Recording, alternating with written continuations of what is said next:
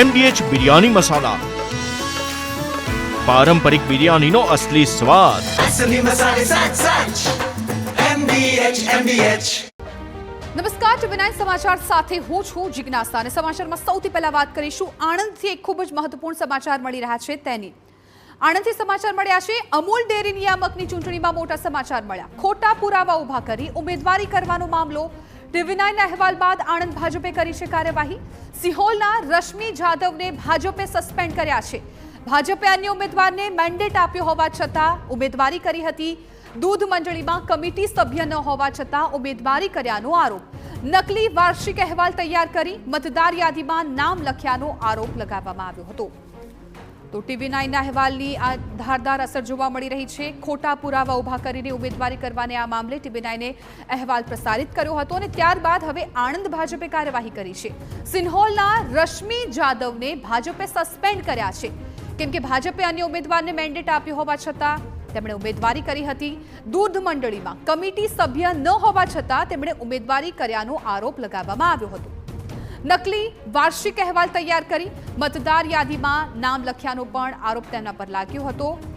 સંવાદદાતા ધર્મેન્દ્ર કપાસી આ મામલે વધુ જાણકારી આપવા માટે અમારી સાથે ફોન લાઈન પર જોડાઈ ગયા છે। ધર્મેન્દ્ર, ટીવી9એ અહેવાલ પ્રસારિત કર્યો હતો અને ત્યારબાદ હવે અસર જોવા મળી છે। આણંદ ભાજપ સક્રિય થયું અને રશ્મિ જાદવ વિરુદ્ધ કાર્યવાહી કરી। જિજ્ઞાસા, સમગ્ર મામલાની વાત કરવામાં આવે તો ટીવી9 પાસે ચોંકાવનારા પુરાવા હાથ લાગ્યા હતા, જેની અંદર અમૂલ નિયામક મંડળની જે ચૂંટણી યોજાનાર છે તેને લઈને પેટલાદના સિહોલના જે મહિલા ઉમેદવાર હતા રશ્મિબેન દિલીપભાઈ જાદવ, કે 2024-25નો જે છેલ્લો દૂધ મંડળીનો અહેવાલ હતો તેની અંદર તેમનું નામ ન હતું। જો કે પેટલાદ બેઠક મહિલા માટે અનામત અમૂલ ડેરીની ચૂંટણીમાં નક્કી થવાને કારણે કોઈ પણ રીતે દિલીપ જાદવ કે જે દૂધ મંડળીના ચેરમેન પણ છે તેમણે પોતાની પત્નીનું નામ અહેવાલની અંદર ઉમેરી અને અમૂલની જે મતદાર યાદી આવે છે તેની અંદર ઉમેરી અને ઉમેદવારી કરાવવામાં આવી હતી।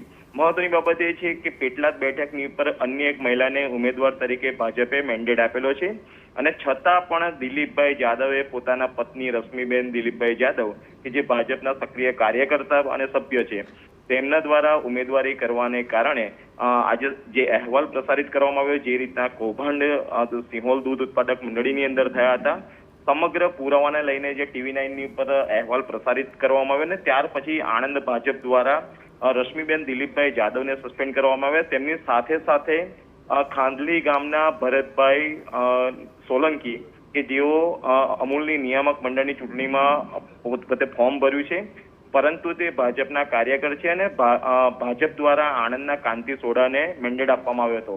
તેથી કુલ 3 લોકોને આણંદ ભાજપ દ્વારા સસ્પેન્ડ કરવામાં આવે છે।